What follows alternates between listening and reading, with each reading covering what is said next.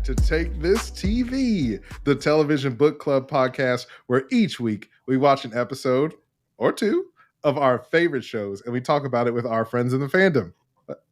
That's you. Oh, dang, that's you. What's up? I'm Carmen Askernes, and I'm joined by my dear friend, Kimberly Woods. Hello. Potatoes. Hi, hot potatoes. This season, we're watching Mr. and Mrs. Smith. Yes. Kimberly, what's this episode about? Today, we're going to be talking about episode 3, which is called First Vacation.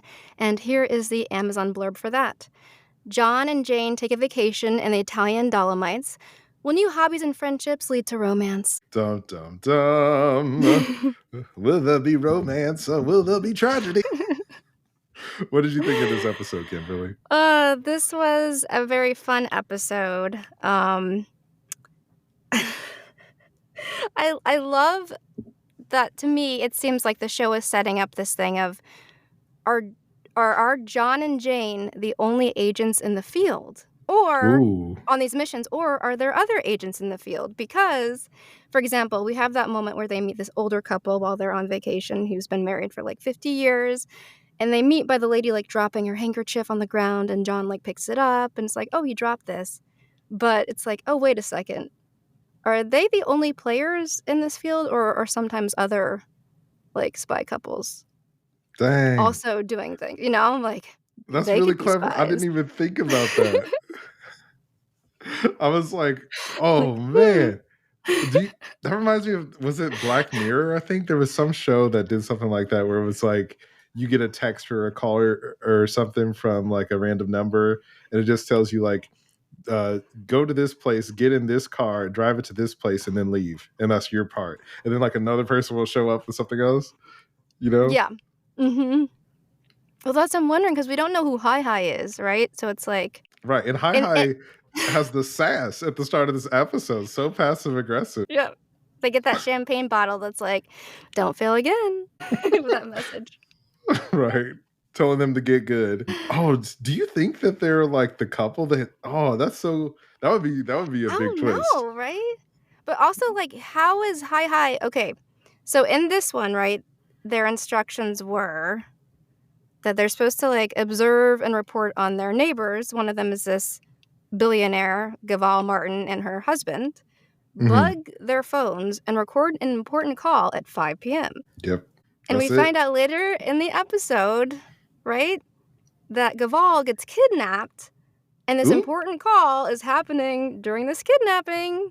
And it's like, okay, so HiHi, how did you know about the kidnapping? It's a ransom. You know, like, it doesn't, like, it would be weird if they're setting it up, but, like, did they come across this information on the dark web or, like, some other, like, how do they know about this? They want it for blackmail. Like, they want this phone call for blackmail, right? But how does HiHi know? How do they know? And what threw me is, like, the target is a billionaire. Because I was like, oh, well, you know, HiHi is probably, like, some organization that the rich and powerful can use to have assassinations or whatever done based on the cake fiasco.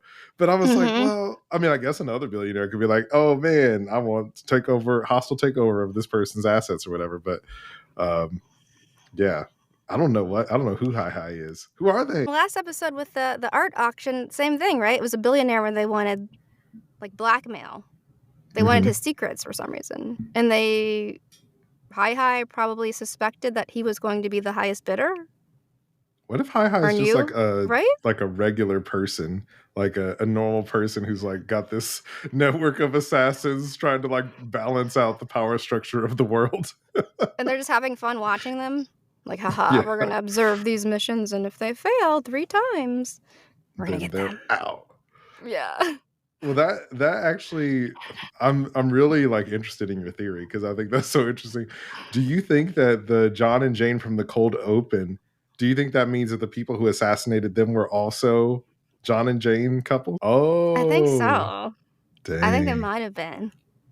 But I'm also scared about your like Black Mirror theory too. That like, what if HiHi is just some random AI who's like assigning it based on like, oh well, this billionaire, I don't know, you know, finding out information about different people, or finding out people's dirty secrets and wanting more blackmail to like sell to other people. Ooh, a power broker. Oh man. Yep. So yeah, this episode has a lot of intrigue. I kind of like John and Jane are the worst spies because they get to their resort and they're just kind of kicking it in the hotel room. And John's like, "Why don't we go get a drink?" Like they're not doing anything important. And then he's like, "Yeah, they're gonna go to sleep, so let's go to the bar." He's Yeah. not concerned. Like, I love how they failed a mission, right? Mm-hmm. He's not that concerned about He doesn't it. care. Jane is much more like, we failed a mission. Like, we got to be on top of this. Yeah, she got really anxious. I feel like it tells us a lot about their personalities too. Of like, he's really irresponsible, as we learn also at another point in the episode. But Yeah. Jane is more of a by the book person, which I kind of is like reverse of how I thought they were when we first met them. Mm-hmm. Mm-hmm. And we also learn they haven't been sleeping together yet, even though, like, you know, they hooked up last time at the end of last episode. But they still haven't slept in the same bed yet until this first vacation. Because they're like, okay, well, is it John's like, are you like, this is our first time together in the same bed, you know, because I wanted to give you your space. Since you're like an only child, I figured you wanted your space, even though we've been hooking up every night, you know? So it feels like time has passed. They've been like hooking up, but they still haven't slept together. Yeah, this is their first, you meant like literally sleeping in the bed. Like I literally, thought you meant not like touching butts. up. Like, yeah, no, like literally sleeping in the same bedroom. Yeah, he's going back downstairs, and she's been like upstairs still. Just like it's a one night stand or something. Yeah. I definitely felt like called out a little bit as an only child because I was like, yo, I just want to like hog all the covers. But it's fun space. Right. I'm like, yo, these covers are for me. Get your own. What did you think about the relationship with I forget the billionaire's name, but her and her husband? I just thought it was funny that John and Jane seemed to be identifying with different parts of them. Like, Jane was identifying with Gavalt, and John was like more sympathizing with the husband, which I found funny. And like, she's the one that's the billionaire, right? Because he was just a surfer. Yeah. Okay, yeah. Yeah. It definitely like he had like big sad boy energy. Yeah. Yeah. I thought, going back to your thing about like how they aren't good spies, I think it's I was dying when they're on the lift and John's like, is there another way down this hill besides skiing? You know, because cannot do that. And she's like, okay, but you bought all of the ski gear. And he's like, all about the fashion? And I'm like, why did you pick red? I never lie about fashion. He picks red. They're supposed to be like incognito, and he has this really loud like ski suit. Yeah. Yeah. Have you ever been skiing before? I have. A few times. And I've definitely had that thought before where it's like, oh, this will be fine. And then as you're going up and up and up, and then you get dropped off at the top, you're like, oh yeah, I guess I got to make it down that hill now, huh? It's the only way down. Does it just like drop you off when you get up there? At the top, yep. Oh. And you're like, well, I got to get down this hill one way or another. It's kind of terrifying. Oh, dang. I've never been skiing before. I would definitely be like John in this situation. I'm like, well, yep. I'm about to die. Yep. So they're trailing the family down the hill. And we kind of see that John and Jane's relationship is really similar to the how the couple's relationship starts to dynamic. John and Jane's relationship starts to kind of sour also. And we sort of get to the breakfast parlor or the brunch area. Does that happen before or after they go down the slope when they go to brunch? I think the brunch is before the slope because John gets up and has left and texts her like, I'm downstairs at breakfast. That's right. Yeah, and that's when we see his phone buzz. And she's like, who's that? He's like, it's nothing. It's nothing. I love their relationship and how it develops is definitely like, it feels very genuine of like a new relationship where you get to the point and it's like, who are they texting? Or like, what are they up to and all that kind of stuff. Just feeling a little insecure and wanting it to be an exclusive thing. We also kind of learn that Jane is a little bit more antisocial, I guess, when it comes to like social interactions. Because John is making vacation friends and Jane hates vacation friends. That is one of the funniest parts of this episode. After she tells him that and they've met their, the older couple who's the vacation friends that John is like trying to get to know. They run into them again and they're like, you guys should come back to our place, or like we should go get tapas. And they're trying to like follow the other couple on their mission while this, the new vacation friends are trying to chat with them. And then Jane just like has enough. Like, it is just like, shut up, shut the fuck up. I have a gun, I'll shoot you. Shut up. I was like, oh my gosh, the most extreme way to end a conversation. Yeah. She's just like, no, trying to beat around the bush, just direct. So you think I'm done with this. Hard exit the conversation, end call for all. Yeah. It'll be interesting if the couple was our spies, though. It's like, what does that mean? Yep, we don't know. When they're on what did we think about? What did you think about when we found out who John was talking to? Were you surprised, or did you know? I was surprised. I figured that like one of their parents would come up at some point.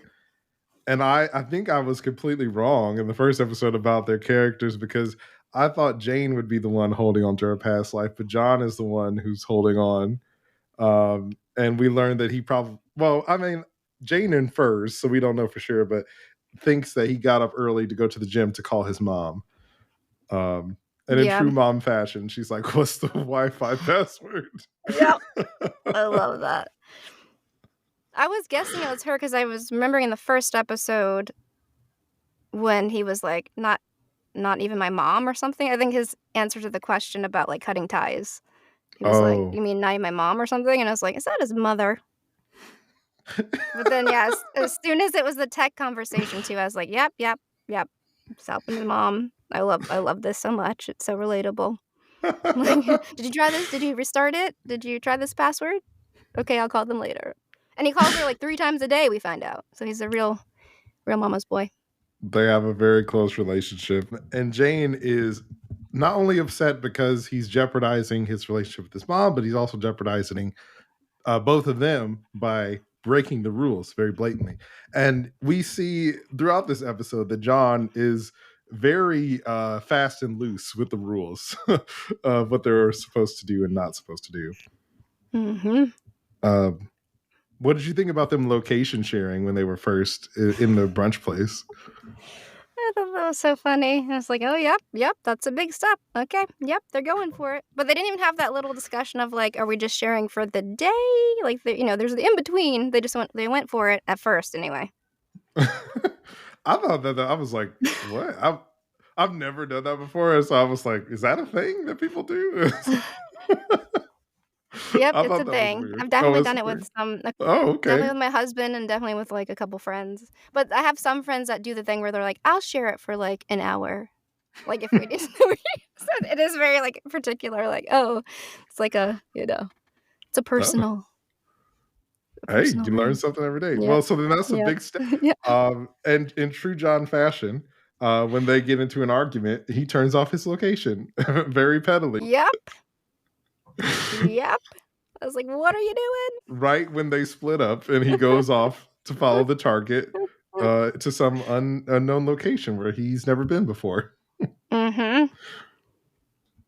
Oh, you know what? Which is also why at first when he's tailing Gavalt and they're having that conversation at the co-ed spa and they're, after they've gotten out of the spa, in which she had her phone, and then they're sitting and she gets a drink brought to her. And then she stumbles afterwards, after that conversation. I was like, did she get roofied?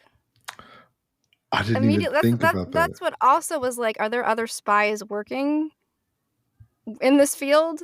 Because like we saw him dress up as a waiter last time, and now we have a waiter who apparently actually did drug her before the kidnapping or something. I didn't even think about it being the waiter because he did say he was on the house. I thought it was the kind of thing of like, so-and-so bought you a drink, but he said it was on the house. And then she like stumbles out. And I was like, after one drink? Uh-oh. Well, the show is that it doesn't like just explain over-explain everything. Yeah. John asked for a bowl of rice, and she was like, Gavalt's like, "Are you hungry?" And I'm like, "I know you're a billionaire, but you're not that out of touch that you've never heard of putting your phone in a bowl of rice." Like, especially as much as you're on your phone, right? Yeah. You never got rained on? Okay. I was actually impressed with both of them, like, getting the other person's phones, the people that they were tailing. Because at first I was like, okay, how are they gonna do this? I wasn't sure if they could pull it off. But then they actually did a pretty good job with that. Yeah, they both were really smooth. Yeah. Jane was pretty slick with like, hey, dude, let me help you learn how to connect with your kid. I'm gonna install this app for you so you can play, the game. Yeah, he did have big aging hippie energy of like, oh, you just those video games, it's running your brain. But I also thought it was funny how he was like talking about his kid while the kid was like right there. I know the kid had headphones on, but still, it's like, I don't know if it'll be okay. Right. I definitely didn't think the kid could hear them. And then Jane calls the kid's name and the kid responds. And I was like, does the kid hear dad talking about you like that? Yeah. It's messed up. The disrespect. What did you think about the fact that this dude, when he gets the ransom call about his wife, and they're like, okay, give over the shares or else. And he's just like, nope. Cold-blooded, man. I mean, like, I wasn't surprised because I feel like they tried to set them up as like, they're just like us. And it reminded me of that photo shoot that Jeff Bezos did where he was like trying to be like a Jeep Wrangler and a cowboy hat and stuff. He's like, I'm just like everybody else. And then like some wild stuff that would only happen to people like them happens. And he's like, no, kill my wife. I'll never give up the money. It's like, okay. They're those kind of people. It was cold. It was cold. It was really cold. I was like, dang, okay. Pretty cold-blooded. I mean, I knew they were having trouble, but murder? Yeah, but murder to get rid of her? Okay, all right. Oh. And John gets he decides to be a hero, and he uses the recording of the call to figure out where Gavalt's being taken, and he sees that she's being held in some kind of snowmobile. And then Jane, oh, by the way, the whole time Jane has been blowing him up because he turned his location off. Oh, this is been so ghosting funny. Her. She's like text bombing him. She is. She's like, you better be dead. The text, you better be dead for not responding to me, was so funny. Like, I remember being like a kid who like sneaks out of the house and stuff, and like my parents be like, you better be dead if you're not calling me back. So, I was like, that's like the like, I love you, but I'm so mad at you right now text. So John goes, does his best Bond impression and tries to save Gavalt, gets into a shootout, and then calls Jane for help. Turns back on his location services finally. Uh-oh, I'm in trouble. So he actually took down some people pretty impressively. I was like, okay, dang, oh, wow. Like 5 pew, people. Pew. Yeah. Pew, pew. Yeah. Yeah, he's got some skills, I guess. Because sometimes you're not sure. You're like, okay, they're pretty good. But then there, I was like, wow, okay. He took them out pretty effectively. Competent. Yeah. So Jane gets there to find John injured, but okay. And she gets him back to the hotel. And while she's nursing him back to health in a hot bath, we see on the monitor that Gavalt reunites with her husband. And they have this really weird moment where she's like, because they were going to get divorced. And she's like, you had to say that you would let me die to realize that you still love me. And then they hug. And I was like, is that sweet? Or because I feel like that's crazy. That was weird. That was really weird. It was weird. That was pretty intense. I guess they're made and for he was each like, other. yeah, I did. I was like, what is happening with this couple? Oh my God, I love you. I'm so glad you're not dead, even though I said they should kill you. So weird. And meanwhile, John's in the bathtub, like worried that he can't feel his penis. His penis is frozen. And the only thing that will save him is mouth-to-mouth resuscitation. Yeah. Jane's like, what? But we also get this really sweet moment where she's like, I care about you. And he's like, I care about you too. And she's like, no, I really, really care about you. Yeah. And so I think, because remember for the last couple episodes, we were wondering, or maybe, especially the first episode, why she was so standoffish, or why she was no, I'm not here for romance. And it does seem like it's because she's one of these people that really just, when she falls hard. Yeah. So she tries to protect herself from that, and now she's fallen. She's in it deep. Yep, she's in it real deep. It was definitely really cute of that moment of somebody in the relationship being the first to say they love you and all that. Although I could be misremembering, but I feel like she said, I really, really like you. And John said, oh, okay, or something like that. Do you remember? Maybe. I had written down, I really, really care about you. I feel like he didn't say it back. He didn't say it. He might not have said it back. He's been a little standoffish himself now. Because at the end of the episode, too, he says, so you think we should sleep in the same bed now when we get back or something? Like, he kind of slides that in there, and she's like, yeah, I would really like that.